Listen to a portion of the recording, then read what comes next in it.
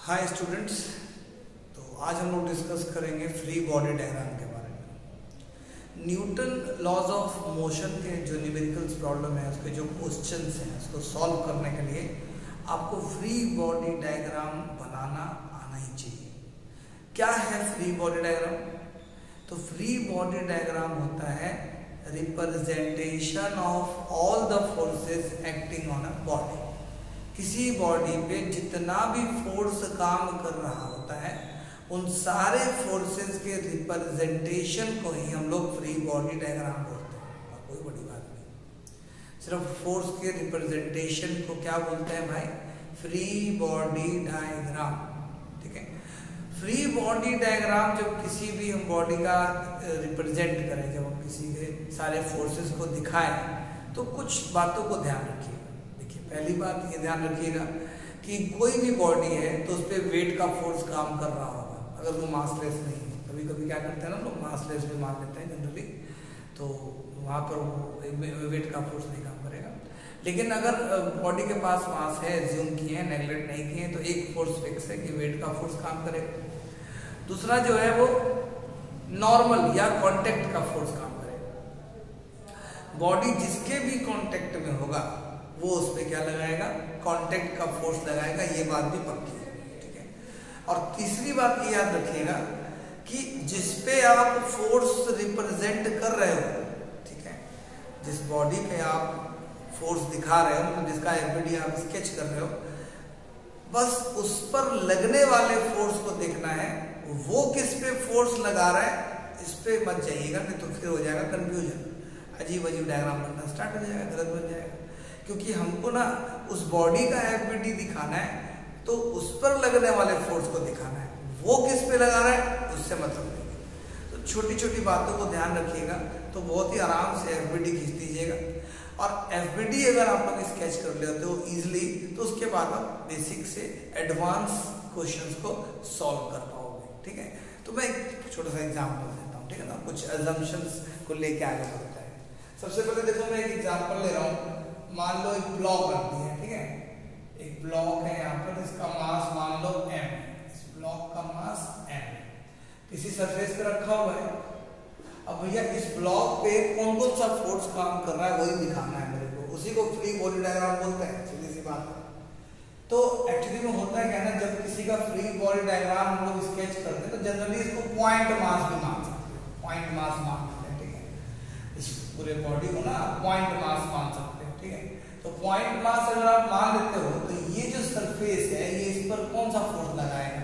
ये कांटेक्ट का फोर्स लगाएगा। एक बात याद रखना, जब बॉडीज कांटेक्ट में होती है तो कांटेक्ट का फोर्स काम करता है, और कांटेक्ट का फोर्स हमेशा बॉडी के कांटेक्ट के परपेंडिकुलर डायरेक्शन में काम करता है। तो यहाँ पर भी ये जो सरफेस है, इस ब्लॉक पे ना परपेंडिकुलर डायरेक्शन में कांटेक्ट का फोर्स लगाएगा। नॉर्मल का फोर्स भी कहते हैं इसको, रिएक्शन पेयर भी कहते हैं। तो ये हो गया force on mass m due to surface. इसको आप SM भी लिख सकते हो, लेकिन जरूरी नहीं है। और क्या फोर्स काम कर रहा है यहाँ पर? एक इसका वेट का फोर्स काम कर रहा होगा। आप ऐसे दिखा सकते हो, ये आइडियल रिप्रेजेंटेशन हो गया। लेकिन ऐसा नहीं है, आप ऐसे भी रिप्रेजेंट कर सकते हो।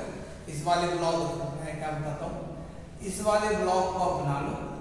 इस वाले ब्लॉक पे क्या काम किया? एक नॉर्मल का फोर्स काम कर रहा है और एक mg का काम कर रहा है। ठीक है, तो ये और तो कोई फोर्स नहीं दिख रहा आप लोगों को, और तो कोई फोर्स काम कर नहीं रहा होगा, तो यही दो फोर्स इस पे काम कर रहे होंगे। तो इस वाले ब्लॉक का एफबीडी हो गया कंप्लीट। Is that clear? चलिए एक एग्जांपल और लेते हैं।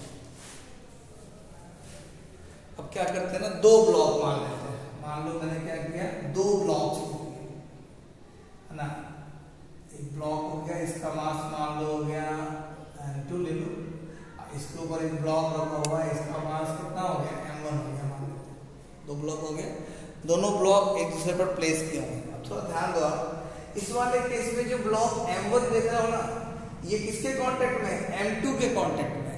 ये m1 जो है वो सरफेस के कांटेक्ट में नहीं है।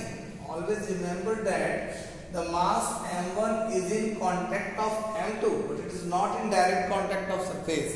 ठीक है, जो मास m1 है वो m2 के कांटेक्ट में तो है, लेकिन सरफेस के डायरेक्ट कांटेक्ट में नहीं, टच नहीं कर रहा भाई। तो S तो सिर्फ M2 को ही कर रहा है। तो अब सबसे पहले मैं क्या करता हूँ ना, M1 का LPD खींचता हूँ, इस M1 का फ्री बॉडी डायग्राम बना रहा हूँ मैं, ठीक है। तो ये M2 जो है इस M1 पर कांटेक्ट का फोर्स लगाएगा, लगा दो भाई। अब देखो भैया यहाँ दो कांटेक्ट है, एक कांटेक्ट यहाँ पे, एक कांटेक्ट यहाँ पे, पहला कांटेक्ट मान लो, ये दूसरा कांटेक्ट मान लो, तो कांटेक्ट फोर्स भी दो हो जाएंगे, क्योंकि नेचर ऑफ कांटेक्ट जब चेंज करता है तो कांटेक्ट फोर्स का मैग्नीट्यूड भी चेंज करता है, नेचर ऑफ कांटेक्ट पे डिपेंड करता है, याद रखना। तो यहाँ पर अगर आप दिखा रहे हो नॉर्मल किसने लगाया, तो काम करते हैं इसको नॉर्मल का नाम N1 दे देते हैं, ठीक है।